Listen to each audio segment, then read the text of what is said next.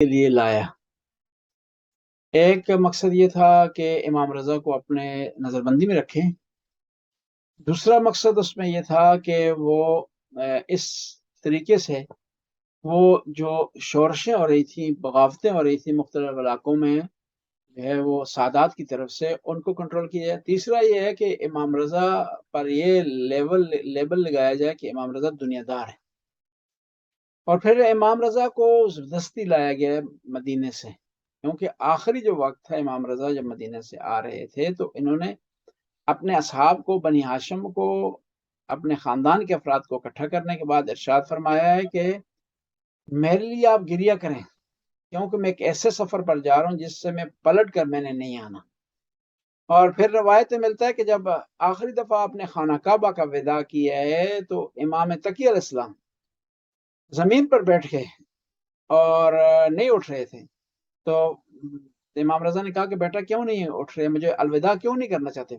کہا آپ نے الوداع، خانہ کعبہ کا طواف آپ نے اس طرح کیا ہے کہ گویا کہ آپ کا آخری طواف ہے، جب تک مجھے وجہ نہیں بتائیں گے تو میں نہیں اٹھوں گا۔ امام رضا نے کہا کہ صحیح ہے، میں ایسے سفر پر جا رہا ہوں جس سے واپسی میرے لیے نہیں ہے۔ اب وہ امام رضا کو لے آیا، اس میں مرو میں، اس زمانے میں اس جگہ کا نام مرو تھا، بعد میں توس اس کا نام پڑا، بعد میں اس کا نام مشہد پڑا۔ مشہد کا نام اس کا نام پڑا یہ امام رضا کی شہادت کی بات ہے، مشہد الرضا، یعنی امام رضا کی شہادت کی جگہ۔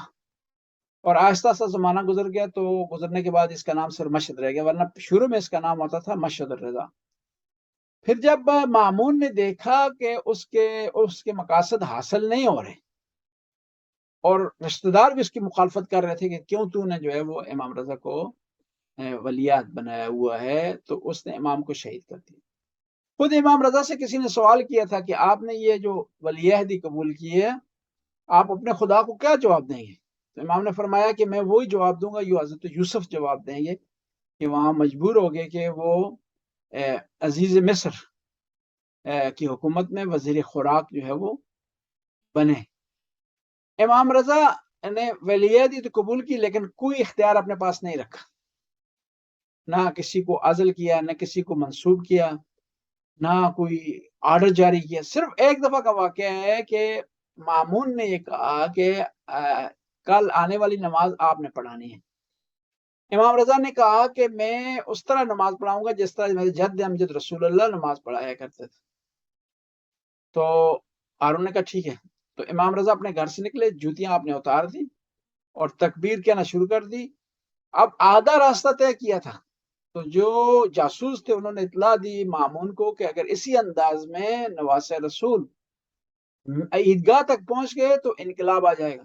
تو فوراً اس نے پیغام پہنچایا مامون نے کہ نہیں، آپ رہنے دیں، جو آدمی پہلے سے نماز پڑھاتا ہے وہی نماز پڑھائے گا۔ پھر کئی مناظرے ہوئے ہیں مامون کے زمانے میں۔ مامون نے جان بوجھ کر کے امام رضا کو جو ہے وہ امتحان لینے کے لیے بعض مناظرے رکھے ہیں اپنے دربار میں، اور ان مناظروں میں سے دو کا تذکرہ کرنا ضروری ہے۔ ایک مناظرہ جو آپ کا ہوا، مامون نے علماء کو بلایا، بلانے کے بعد کہا کہ آپ لوگ کہتے ہیں کہ آپ رسول اللہ کی اولاد میں سے ہیں، حالانکہ اولاد بیٹے سے ہوتی ہے، رسول اللہ کو کوئی بیٹا ہی نہیں تھا، تو آپ کس طرح اپنے آپ کو یہ اپنا رسول اللہ کہتے ہیں؟ امام نے کہا کہ خدا نے کیا کیا ہے کہ حضرت عیسیٰ کو ابراہیم کا بیٹا قرار دیا خدا نے قرآن میں، حالانکہ حضرت عیسیٰ کا جو اپنا کنیکشن ہے اولاد کے حوالے سے وہ ماں کے ذریعے، جب حضرت عیسیٰ ابراہیم کے بیٹے ہو سکتے ہیں ماں کے ذریعے، تو ہم بھی جو ہے وہ بیٹے ہو سکتے ہیں نبی کریم کے۔ پھر اس نے کہا کہ آپ میں اور میں کیا فرق ہے؟ آپ بھی ہاشمی ہیں، ہم بھی ہاشمی ہیں، ہم بھی رشتہ دار ہیں پیغمبر کے، آپ بھی رشتہ دار ہیں، کیا فرق ہے؟ آپ کو تو فضیلت حاصل نہیں ہے۔ تو امام نے کہا کہ نہیں، فرق ہے تم میں اور میرے میں، کہ میں تم سے پوچھتا ہوں کہ اگر نبی کریم ابھی ہوں اور تجھ سے تیری بیٹی کا رشتہ مانگیں، کیا دے گا تو؟ اس نے کہا میں فخر سے دوں گا۔ تو امام رضا نے ارشاد فرمایا کہ تو دے گا فخر سے، لیکن مجھ سے نبی کریم میری بیٹی کا رشتہ مانگ نہیں سکتے، کیونکہ وہ جد امجد بنتے میری بیٹی کا، اور جد اور یعنی دادا اور یا نانا اور بیٹی کا رشتہ ہو نہیں سکتا آپس میں، نانا اور نواسی کا آپس میں یہ محارم ہے. ہم اہل بیت نبی کے محارم میں ہیں اور آپ لوگ محارم میں نہیں ہیں. پھر ایک اور بہت بڑا مناظرہ وہ مامون کے دربار میں اس حوالے سے کہ آیا جو خلافت کے حقدار امیر المومنین ہیں یا جو خلیفہ اول ہے. تو امام رضا نے کہا کہ امیر المومنین تھے. کہا کیوں؟ کہا کہ قرآن نے کہا لا ینال عہد الظالمین. خدا کہتا ہے کہ میرا جو عہدہ ہے، میرا منصب ہے، وہ ظالموں تک نہیں پہنچ سکتا. اور جس نے ذرا برابر بت کے سامنے پوجا کی ہو وہ ظالم ہے. کیا قرآن کہہ رہا ہے ان الشرک لظلم عظیم. یہ کیسے ہو سکتا ہے کہ آدمی 40 سال تک شرک کرتا رہا اور پھر وہ خدا کے منصب پر فائز ہو جائے؟ یہ مکان ہے نہیں ہے. لہٰذا امیر المومنین خلافت کے اور امامت کے مستحق ہیں. یہ جو ہے وہ امام رضا علیہ السلام کی زندگی سے خلاصہ تھا جو آپ نے گزاری مامون کے زمانے میں. اور یہ زمانہ جو تھا جو مامون کے پاس آئے امام رضا جو ہے وہ یہ 5 سال تھے. 20 سال آپ کی امامت رہی ہے اور امامت کے آخری 5 سال آپ نے گزارے ہیں مشہد میں. جی اور کوئی سوال ہے؟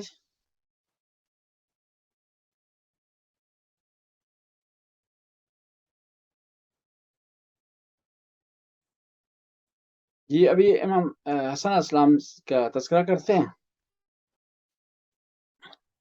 امام حسن اہل بیت میں مظلوم ترین شخصیت ہے. امام حسین کا صبر بہت مشہور ہے لیکن امام حسن کا صبر بھی کسی ہستی سے کم نہیں ہے. کہ امام حسن وہ ہستی ہیں کہ ان کے سامنے امیر المومنین کو برا بلا کہا جاتا تھا لیکن وہ اسلام کی خاطر صبر کر جایا کرتے تھے. ایک دفعہ امیر شام مدینے آیا تو اس نے آ کر ممبر پر اپنی تعریف کی، اپنے آباء و اجداد کی تعریف کی اور کہا حسن آؤ تم بیان کرو. تو امام حسن سٹیج پر گئے، ممبر پر گئے اور فرمایا لوگوں دیکھ لو، میرے نانا رسول اللہ ہیں اور اس شخص کا نانا سکر ہے. میری ماں وہ ہے جو جنت کی خواتین کی سردار ہیں. اس کی ماں وہ ہے جس نے پیغمبر کے چچا کا کلیجہ چبایا تھا. اور میرے والد گرامی ہیں کہ جن کی تعریف میں قرآن کی کئی آیات نازل ہوئی ہیں. اور اس کا جو والد تھا اس کی مذمت میں جو ہے قرآن نازل ہوا. وہ بھی اس طرح ایک دفعہ نبی کریم تشریف فرما رہے تھے تو کہتے ہیں کہ امیر شام کا باپ خچر پر سوار تھا، امیر شام آگے چل رہا تھا اور اس کا بھائی پیچھے چل رہا تھا. تو پیغمبر نے ارشاد فرمایا اللہم لعن الراکب والقائد والسائق. خدایا تو لعنت بھیج سوار پر بھی اور آگے چلنے والے پر بھی اور پیچھے چلنے والے. امام حسن مظلوم ہستی ہیں ابھی بھی. امام حسین کی شہادت ہوئی لیکن دیکھیں اربعین کتنی رونق ہوئی، اربعین پر کتنے لوگ آئے، ہر سال مجالس ہوتی ہیں. امام حسن علیہ السلام کی قبر غربت میں ہے، تاریکی میں ہے، نہ کوئی گنبد ہے نہ کوئی مینار ہے. یعنی امام حسن کی مظلومیت اس وقت سے چلی اب تک جاری ہے ساری. کہتے ہیں کہ جب زہر دیا گیا امام حسن کو تو بی بی زینب کو پتہ چلا، ایک تشت میں زہر کے ذریعے جو ٹکڑے جگر کے باہر نکلے تھے تشت میں موجود تھے.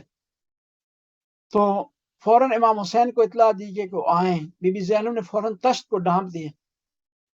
کہا کہ ابھی بھی ڈھانپ رہی ہیں. کہا تھوڑی دیر بعد میرا بھائی حسین آئے گا، شاید یہ ان ٹکڑوں کو دیکھ کر، جگر کے ٹکڑوں کو دیکھ کر برداشت نہ کر سکے. پھر کہتے ہیں کہ جب جنازہ تیار ہوا مومنین کرام، جنازہ جو گھر سے نکلتا ہے نا کبھی واپس نہیں آتا. تاریخ میں نہیں ملتا کہ ایک جنازے کو 2 دفعہ کفن پہنایا گیا. لیکن حسن اتنے مظلوم تھے کہ جنازہ گھر سے نکلا، کہتے ہیں کہ جنازہ آدھا راستہ جنازہ نے طے کیا تھا کہ تیروں کی بارش شروع ہو گئی. اور جب غازی عباس نے محسوس کیا نا کہ لوگ جنگ پر تیار ہو گئے اور میرے بھائی کو نہیں دفنانے دے رہے، گھر کی طرف پلٹے. کہا بہن زینب مجھے تلوار چاہیے. کہا بھیا تلوار چلانے کا وقت نہیں ہے، بھائی کا جنازہ اٹھانے کا وقت ہے. کیوں آپ کو تلوار چاہیے؟ کہا میرے ہوتے ہوئے جنازے پر تیر چل گئے۔ کہا بہن نے بھائیا آپ کی تلوار کربلا میں کام آئے گی، آپ نے یہاں تیر نہیں چلانا ہے۔ اب کیا ہوا، تیر چلے اور یہ گھر سے نکلا ہوا جنازہ دوبارہ گھر واپس آیا اور خون سے رنگین ہو گیا کفن کو تبدیل کیا گیا۔ میں کہوں گا یا امام حسن، یا مولا، آپ کا جنازہ تیروں کی اس پر بارش ہوئی اور آپ کے جنازے پر تیر چلے، لیکن کربلا میں ایک جنازہ تھا جو تیروں پر تھا، لیکن پھر بھی آپ کے جنازے کو دفنایا گیا، نماز میت پڑھی گئی، لیکن کربلا میں آپ کے بھائی کا جنازہ 3 دن تپتی ریت پہ پڑا رہا۔ ایک دفعہ ایک شخص کو امام زین العابدین نے مدینے میں دیکھا کہ رو رہا ہے، چلا رہا ہے، پوچھا کیا ہے؟ کہا میں غریب ہوں، میں تنہا ہوں، میرا کوئی نہیں اس شہر میں۔ یہ اپنا رسول اللہ نے کہا کہ اس شہر میں تو تنہا ہے، تیرا کوئی نہیں ہے، اگر تو مارا جائے کیا تجھے کوئی دفنائے گا، غسل دے گا، کفن دے گا؟ کہا یہ اپنا رسول اللہ ٹھیک ہے میں غریب ہوں، اس شہر میں تنہا ہوں، لیکن یہ مسلمانوں کا شہر ہے، کیونکہ انہوں نے اپنے نبی سے سن رکھا ہے کہ جب کوئی مسلمان ہوتا جائے تو مسلمانوں پر واجب ہے کہ اس کو دفنائیں۔ جب یہ کہا امام زین العابدین نے یہ سنا نا تو رخ کیا کربلا کی طرف، آواز دی یا واصفہ یا ابتا تبقى جسدك في ارض کربلا 3 ایام بلا کفن ولا حسن ولا دفن، کہ میرے والد گرامی آپ پر، بابا آپ پر افسوس، آپ کا جنازہ 3 دن کربلا کی تپتی ریت پر پڑا رہا، کسی نے غسل نہ دیا، کسی نے نہ دفنایا، حالانکہ آپ نواسے رسول تھے۔ میں کہوں گا اگر بات یہاں تک رکتی نا، نہ دفنایا جاتا تو شاید ہم گریہ نہ کرتے، بلکہ یہ حکم دیا کہ جنازے پر گھوڑے دوڑائے جائیں۔ کہا جاتا ہے نا کہ جب بی بی زینب کو پتہ چلا کہ بھائی کے جنازے پر گھوڑے دوڑنے جا رہے ہیں، پامال کیا جا رہا ہے، کہا کہ اما فضا دیکھیں کیا ہو رہا ہے؟ کہا لاشوں کو ترتیب سے رکھا جا رہا ہے تاکہ پامال کیا جائے۔ جب لاشوں کو ترتیب سے رکھا نا، ہور کے رشتہ دار آ گئے، کہا ہور کی لاش ہم پامال نہیں ہونے دیں گے، اور آپ کی نظر میں اگر گناہگار تھا لیکن اب دنیا سے چل بسا ہے، آپ کا اس کے ساتھ ابھی کوئی دشمنی نہیں ہونی چاہیے۔ ہور کی لاش کو اٹھا لیا گیا۔ بی بی زینب نے اما فضا سے سوال کیا اما فضا کیا ہوا؟ کہا ہور کی لاش اٹھ گئی۔ کہا اب کیا ہوا؟ کہا حبیب کی لاش کو اٹھا لیے گیا، رشتہ دار آ گئے اور لاش کو پامال نہیں ہونے دے رہے، ایک ایک لاش اٹھی۔ کہا اما فضا اب کیا ہو رہا؟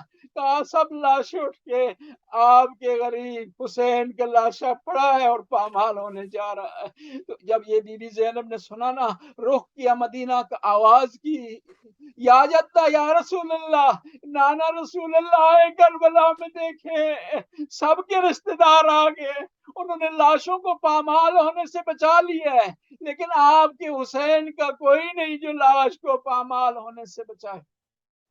اللہ لعنت اللہ قوم الظالمین فسیعلم الذین ینقلبون ینقلبون۔ خدا اس کلیل سی حاضری کو قبول و منظور فرما، یا اللہ حاضرین کی حاجت روائی فرما، یا اللہ مسافروں کے سفر کو بے خطر قرار دے، یا اللہ جو تنگ دستوں کی تنگ دستی کو برطرف فرما، جو بے روزگار انہیں باعزت روزگار عطا فرما، یا اللہ حاضرین میں جو موجود ہیں ان میں جو حاجت روائی رکھتے ہیں، حاجت رکھتے ہیں ان کی حاجت روائی فرما، جو پریشان عالم کی پریشانی کو آسانی میں تبدیل فرما، یا اللہ میں اپنی اولاد کی صحیح معنوں میں تربیت کرنے کی توفیق عطا فرما، یا اللہ زمانے کے امام کے ظہور میں تعجیل فرما، ہمیں امام کے انصار میں سے کرا۔ اللہم صلی علی محمد و آل محمد۔ آخر میں اپنے تمام مرحومین مرحومات کے لیے الفاتحہ مع اخلاص والصلوات۔ بسم اللہ الرحمن الرحیم، الحمدللہ رب العالمین، الرحمن الرحیم، مالک یوم الدین، ایاک نعبد و ایاک نستعین، اہدنا الصراط المستقیم، صراط الذین انعمت علیہم غیر المغضوب علیہم ولا الضالین۔ بسم اللہ الرحمن الرحیم، قل هو اللہ احد اللہ الصمد لم یلد ولم یولد ولم یکن له کفوا احد۔ اللہم صلی علی محمد و جزاک اللہ قبلہ، تمام چیزوں جزاک اللہ خیر، بہت شکریہ، اللہ حافظ، فی امان اللہ۔